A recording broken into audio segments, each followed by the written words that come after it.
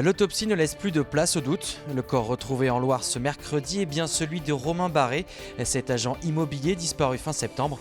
Samedi, ses proches lui rendront un dernier hommage. Cécile Petitdent. Sur la page Facebook consacrée à la mémoire de Romain Barré, l'appel est lancé pour une marche blanche ce samedi 22 octobre.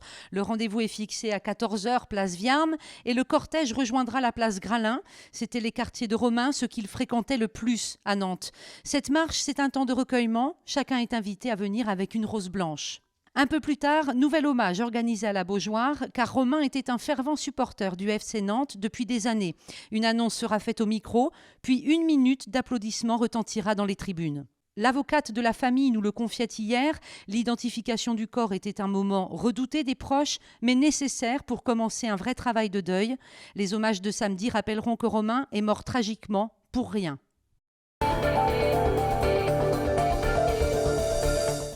À 3 mois de la primaire de la gauche, François de Rugy lancera sa campagne ce samedi à Paris. Le député écologiste de Loire-Atlantique présentait une partie de son programme à Nantes, Claire Villalon. Le seul candidat écologiste de la primaire de la gauche. C'est de cette façon que François de Rugy se présente. Il a annoncé sa candidature il y a 2 mois déjà, avec la ferme intention de mettre l'écologie au cœur du débat. Je serai le seul candidat à défendre l'écologie. Nous aurons des débats, des confrontations avec les autres candidats. Sur le bilan, évidemment, encore plus si le président sortant est lui-même candidat. Sur les projets, avec M. Montebourg, j'ai des divergences assez nettes sur l'écologie. Loi sur la transition énergétique, avancée écologique dans le transport ou encore COP21, autant de sujets qui lui tiennent à cœur. Pour ce qui est du dossier de Notre-Dame-des-Landes, François de Rugy respecte le résultat du référendum tout en restant opposé à cet aéroport. Le référendum, c'est pas lui qui disait si ce projet il est légal ou pas. Ça, ce sont les différentes procédures juridiques en cours qui vont permettre de définir si ce projet respecte bien les lois, notamment sur la protection de l'environnement, la protection de la biodiversité, la protection de la ressource en eau. Les lois françaises, comme les lois européennes, doivent être respectées. L'état de droit, ça ne se divise pas. L'état de droit, c'est respecter les lois, quelles qu'elles soient. François de Rugy le sait, la concurrence risque d'être rude face à des candidats comme Manuel Valls et Arnaud Montebourg. Mais l'ancien élu écologie Les Verts espère tout de même faire valoir ses idées et peut-être créer la surprise. Réponse le 22 et 29 janvier prochain. Un sursis pour la centrale EDF de Cordemais. Le gouvernement renonce finalement à la nouvelle taxe carbone sur les dernières centrales à charbon françaises. Elle devait entrer en vigueur en janvier 2017, mais pas de quoi se réjouir pour autant du côté des syndicats. Le gouvernement conserve son objectif de mettre fin aux centrales à charbon d'ici 2023. Ce jeudi, pourtant, près de 200 personnes, dont de nombreux salariés de la centrale, s'étaient rassemblées au terminal charbonnier de Montoire de Bretagne. Ils manifestaient contre cette taxe carbone et pour la préservation de leurs emplois. Ce samedi, c'est derby. Les Canaries reçoivent leurs voisins rennais pour un match qui aura un sérieux goût de revanche. Olivier Caillé. Le 6 mars dernier restera une humiliation pour les Nantais, une véritable jubilation pour les Rennais, vainqueurs 4-1 dans le derby. Mais depuis, les choses ont changé. De nouveaux entraîneurs, beaucoup de nouveaux joueurs, à l'heure de se retrouver pour une nouvelle confrontation. Forcément, on y pense. Moi, en tant que gardien, j'y pense parce que j'ai pris 4 buts. On sait que c'est un derby, que c'est important. Il va falloir l'aborder comme tel. Et l'aborder avec un effectif au grand complet. Une première depuis le début de la saison pour les Canaries, qui espèrent bien enchaîner un 3e succès consécutif en championnat. Il semblerait qu'on ait un semblant de stabilité qui revienne. Il n'y a qu'à voir. J'avais un groupe avant Bastia de 15-16 joueurs. Aujourd'hui, tout le monde est là, quoi. Donc c'est bien aussi quand on parle de concurrence, quand on parle de tout ça, c'est bien que les garçons y soient confrontés aussi. Ça ne leur permet pas de s'installer quand on est juste le nombre. On a tendance, même si c'est inconsciemment, un petit peu à s'installer dans le confort. Une attitude à proscrire face au Stade Rennais à la recherche de sa première victoire à l'extérieur cette saison. Il n'y a pas eu de match facile depuis le départ. On a vu à Dijon, on a raté notre début de match. Après, c'est difficile. En étant mené 2-0, on est sûr de réagir et d'avoir la lucidité pour le faire. Donc voilà, mais en L1, d'une façon générale, il n'y a pas de match facile. Ce ne sera pas le cas encore samedi. Et Nantes essaiera de donner raison à Christian Gourcuff pour laver l'affront de mars dernier. Les handballeurs nantais poursuivent leur marathon avec un déplacement ce samedi à Bucarest. Entre la Ligue des Champions et le championnat, le calendrier est bien rempli et pose la question de la récupération. Ça en deviendrait presque le QG des handballeurs nantais après les entraînements. La salle de balnéo du H ne désemplit pas. Il faut dire qu'avec une vingtaine de matchs au programme d'ici Noël, les organismes sont mis à rude épreuve. C'est vrai qu'on passe beaucoup de temps chez le kiné, on essaye de bien manger, bien dormir, et puis on se focalise plus sur les matchs, à mettre beaucoup d'intensité sur les matchs, et puis passer le temps entre chaque rencontre pour se refaire une santé. Voilà. En une semaine, les joueurs nantais ont parcouru près de 9600 km à travers l'Europe. Des déplacements, des efforts répétés qui rendent indispensable le travail des kinésithérapeutes. On a beaucoup d'outils propres à la kiné, à la récup. On a les bains froids comme on a pu filmer tout à l'heure, le massage, des choses qui vont aider au bien-être du joueur, à se sentir bien dans la saison. On essaie de s'adapter à chacun sur sa demande à l'instant T, ce qu'il sait exactement lui de son corps. Olivier Gnocas ou Romain Lagarde sont quelques-uns des joueurs blessés actuellement. On est loin de l'hécatombe, même si ce calendrier démentiel appelle à la prudence. On est dans le cycle de match. Entraînement plutôt léger, récupération, voyage. Il faut être vigilant. C'est vraiment la période, à partir de fin octobre, novembre, une période un peu délicate. Tout le monde, le staff technique, préparateur physique, kiné, docteur, on ne fait qu'un dans la gestion de la charge d'entraînement, on va dire. Tous les joueurs le diront, ce sont surtout les victoires qui font oublier la fatigue. La mer de Saint-Nazaire. Avis aux amateurs d'orthographe et de grammaire, la traditionnelle dictée Jules Verne aura lieu mercredi prochain, le 26 octobre, de 14 à 17h30 à l'hôtel du département. Il faut s'inscrire avant lundi au numéro ci-dessous.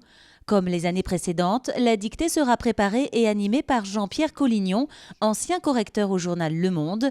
Et pour ceux qui ne peuvent pas se déplacer, la dictée sera aussi retransmise en direct sur Internet.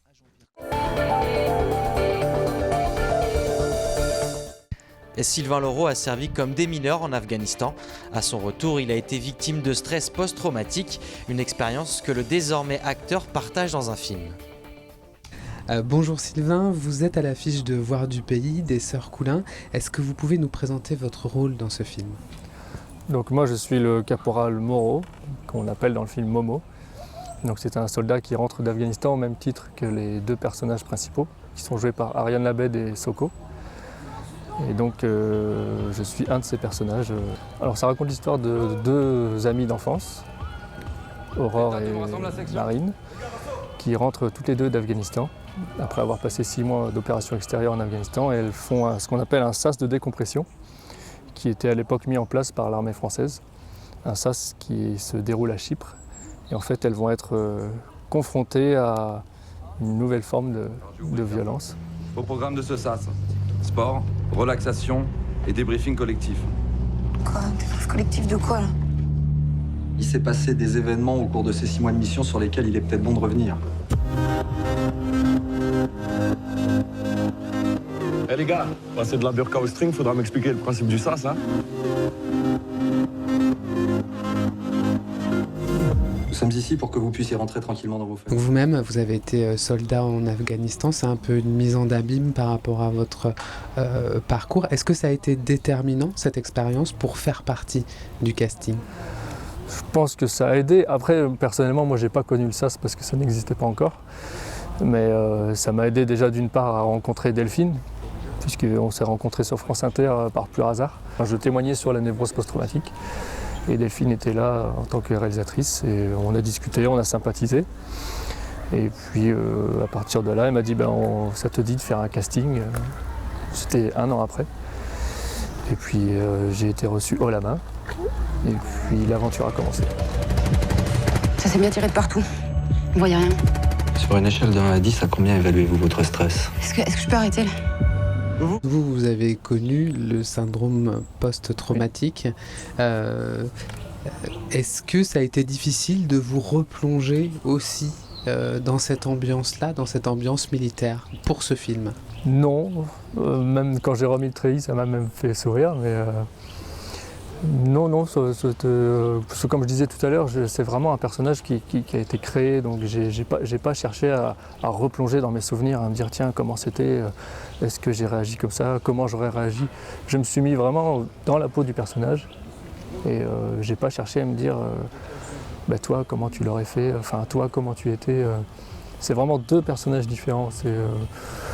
Après j'ai utilisé certaines mimiques que moi j'avais l'habitude de faire auparavant. Et je me suis surtout documenté, j'ai regardé. Ce qui me paraissait très important pour moi, c'était au niveau du regard. Et c'est surtout sur ça que j'ai vraiment travaillé. Je voulais vraiment que le message passe sans avoir à énoncer un texte. C'était vraiment tout passé par le regard. Qu'est-ce qu'il exprimait, ce regard, Sylvain? C'est un regard qui exprime à la fois rien et à la fois tout. Puisque c'est un regard qui, à première vue, peut paraître vide. C'est un peu un effet miroir. C'est-à-dire qu'on y voit tout d'abord un vide et puis quand on s'y plonge vraiment à l'intérieur, là on voit tout, on voit une tristesse, on voit de la colère, on voit de l'incohérence, on voit un personnage qui a envie d'aller plus loin mais qui en même temps est face à un mur. C'était surtout ça que je voulais travailler. En attendant, dans 3 jours on est à la maison et moi j'ai pas envie de déconner. Justement, après tu seras avec madame, ce sera fini la rigolade. Ça change quoi? T'es marié? Non. Mais c'est pareil. Non. Justement, c'est pas pareil. Évidemment, t'es pas maquette. Mais t'es là pour profiter, hein? Bonjour à l'ambiance. Fais-le pour la France. Ouais. Au drapeau. Le film Voir du pays a été distingué à Cannes, dans la section Un autre regard. Il a reçu le prix du meilleur scénario. C'est une bonne carte de visite pour vous, pour continuer? Oui, clairement, oui. Enfin, passer du sable en Afghanistan au tapis rouge à Cannes, oui, c'est une carte de visite qui je pense, peut payer. Oui.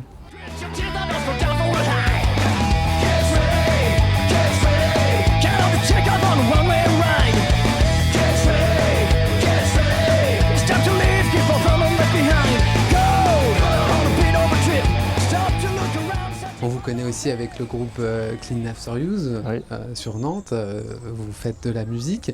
Est-ce que vous allez continuer à faire de la musique ou maintenant c'est que le cinéma? Non, moi je vais justement essayer d'avoir plusieurs univers artistiques. Et la musique, ça c'est clair et net que je ne lâcherai pas. Le cinéma non plus. Et donc d'ailleurs, pour ceux qui aiment Clean After Use, là on est actuellement en train de préparer un nouvel EP. Avec toujours un show encore plus hot, on va dire. Et puis non, la musique, ça je continue, ça c'est sûr. Et donc on vous retrouverait bientôt sur grand écran encore? J'espère. Là, le dernier casting, c'est pas pour le grand écran, c'est pour le petit écran, mais c'est un très très très bon projet. Vous pouvez nous en dire un mot ou c'est encore secret? Non, c'est top secret.